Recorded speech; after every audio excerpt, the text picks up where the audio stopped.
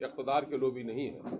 अगर हम इख्तिदार चाहते भी हैं तो इंसाफ के लिए चाहते हैं, और अगर हम सियासी नुमाइंदगी कर भी रहे हैं तो हम ठेकेदारी के लिए नहीं कर रहे हैं, हम अपने ज़ाती मफाद के लिए नहीं कर रहे हैं, बल्कि देश प्रदेश और आम जनों के हित की राजनीति कर रहे हैं, ताकि महरूम तबकात को आज़ादी के 75 साल बाद भी आज क्या वजह है कि हमारे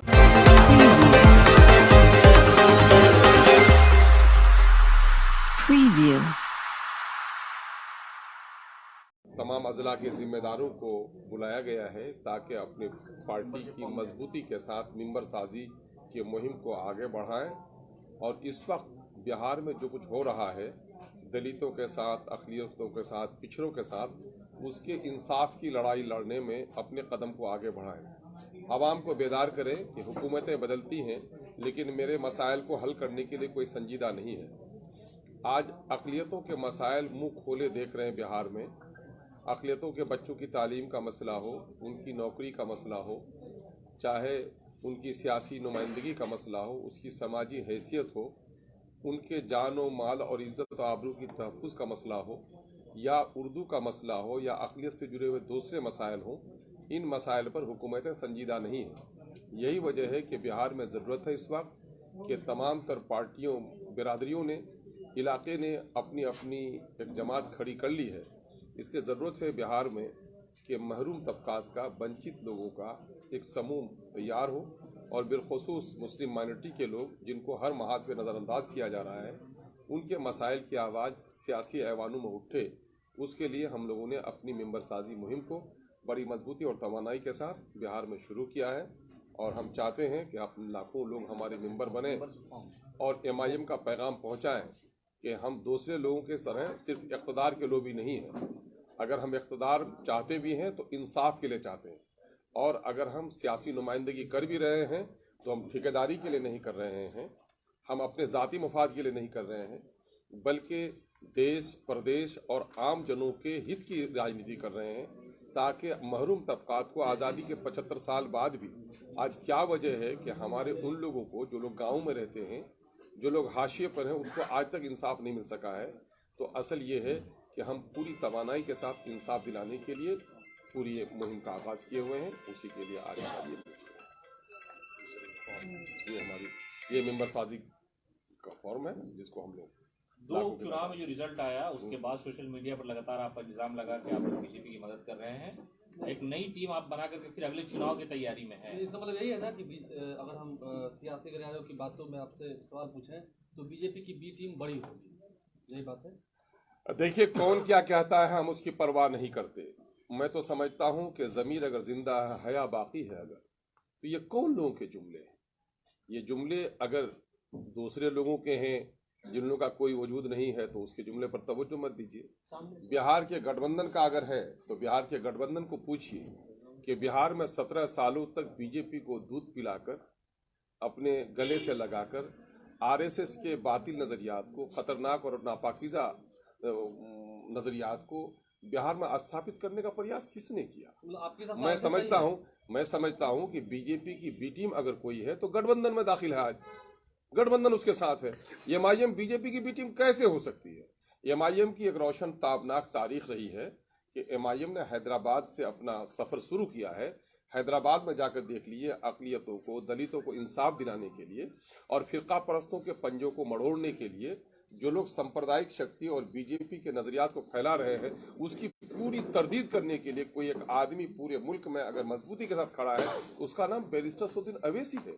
हम मुल्क के वज़ीर आज़म, वज़ीर आला की लड़ाई नहीं लड़ रहे हैं। इस मुल्क में कमज़ोर तबकात को इंसाफ दिलाने की लड़ाई लड़ रहे हैं। जो लोग जालिम हैं, जिन लोगों ने अक़लियतों के वोट को गुलाम बनाकर रखा और यह लगता है कि मेरे दरवाजे से अब नहीं गुजरेंगे, इन्होंने अलग पगडंडी बना ली है, ऐसे लोगों के पेट में ऐठन हो रही है। इस तरह इसलिए ऐसे जुमले बोल रहे हैं। मैं अक्सर बोलता हूँ, सामंतवादी विचारधारा जो वो यही है कि गरीबों के बदन पर अच्छे कपड़े देखते हैं तो उसके बदन में नोचनी होने लगती है।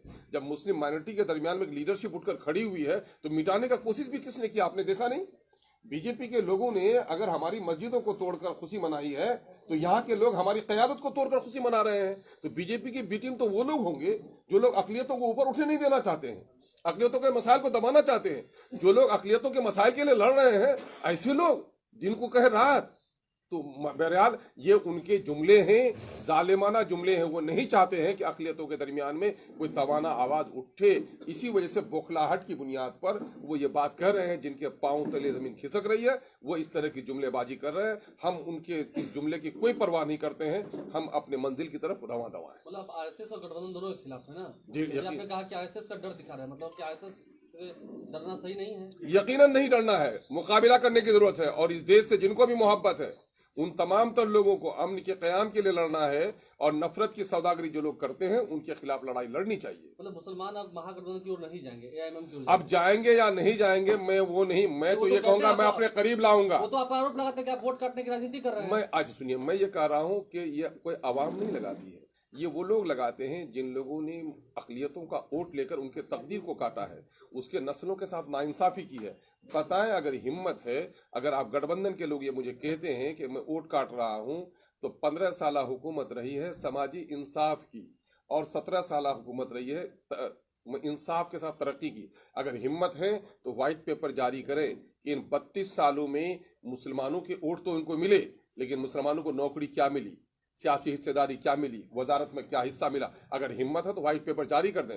अगर वो मुसलमानों को हक देने के लिए तैयार है तो हम तो, हमारी कोई ज़रूरत ही नहीं है। चूंकि उसने जुल्म किया है, चूंकि उसने नाइंसाफ़ी की है, चूंकि उसने हकमारी की है। यही वजह है कि अक़लियत का नौजवान आज उभर कर सामने में आया है कि हम सीना सपर हैं। बीजेपी ने हमारी गर्दन काटी, हमारे इबादत खानों को तोड़ा, हमारे मजहबी इस पर हमले कर रहे हैं। हम उनका भी मुकाबला करेंगे, लेकिन हम जो लोग गर्दनों को हमारी तलवार से काटते हैं वो भी हमारे दुश्मन हैं। लेकिन जो लोग शरबत में जहर मिला के हमको पिला रहे हैं वो भी हमारे दुश्मन से कम नहीं है। इसलिए दोनों से होशियार होकर अपनी ताकत की जरूरत है। फिर ये लोग अगर गठबंधन की बात करते हैं तो मैं कह रहा हूं कि तुम्हें कहते हो कि हम वोट काटते हैं। हमने तो साफ तौर पर कह दिया 2019 में स्टेट लेवल पर हम लोगों ने प्रेस कॉन्फ्रेंस करके कह दिया कि साहब फिरका परस्त ताकतों को हटाने की जरूरत है। लाइक माइंडेड पार्टियों के साथ हम समझौता करने के लिए तैयार हैं। अगर आपको लगता है कि हमारे वैसे, तो मेरे दिल भी खुले हुए हैं, मेरा दरवाजा भी खुला हुआ है। हम तो चाहते हैं कि गठबंधन के साथ मिलकर काम किया जाए इस वक्त, लेकिन ये लोग ये चाहते हैं कि नहीं, अक़लियतों को महरूम रखना है, अक़लियतों की आवाज नहीं उठने देनी है। तो अक़लियतों के दुश्मन कौन है, फैसला कर लीजिए। 2 चुनाव में जो परिणाम आया उसके बाद अगर आपको 24 और 25 में तेजस्वी यादव आपको बोलते गठबंधन में आने के लिए, तो आप जाएंगे? मैं कह रहा हूं कि देखिए, गठबंधन में वो बोलेंगे, ये बात तो आप बोल रहे हैं ना, उनकी जरूरत होगी तो हम सब यकीनन है। मशरूत तौर पर हमने ये कहा है कि छोटी बुराई को बड़ी बुराई के मुकाबले में बर्दाश्त किया जा सकता है। लेसर इविल पर दुनिया चलती है। हम अपने शरायत पर, और मेरी शरायत क्या है, मेरे ज़ाती मुफाद के शरायत नहीं, बल्कि बिहार की शोषित पीड़ित महरूम तबके के मसाइल को हल करने के ताल्लुक से और फिरका परस्तों से अलग रहकर अगर कोई बात करेगा तो हमसे बात करने को तैयार है। आरजेडी एमएलसी का कहना है कि तेजस्वी यादव शराबबंदी हटाने के पक्ष में है। नीतीश कुमार के कई मंत्री और विधायक शराब पीते हैं। अब ये तो उनसे पूछिए, अगर ये बात कह रहे हैं, अंदर के आदमी कह रहे हैं, तो उसमें कुछ सच्चाई हो सकती है। लेकिन बहरहाल मैं ये कहता हूं कि शराबबंदी बेहतरीन अमल है, इसको ईमानदाराना तौर पर नाफिज करना चाहिए। और ईमानदाराना तौर पर नाफिज करने में जो नौकरसा आड़े आ रहे हैं उनको सजा देनी चाहिए। लगता है कि बिहार में शराबबंदी सफल है? देखिए, दुनिया से न कभी कांटे खत्म हुए हैं न बुराई खत्म हुई, लेकिन प्रयास लगातार जारी रहनी चाहिए ताकि बुराइयों पर काबू पाया जा सके।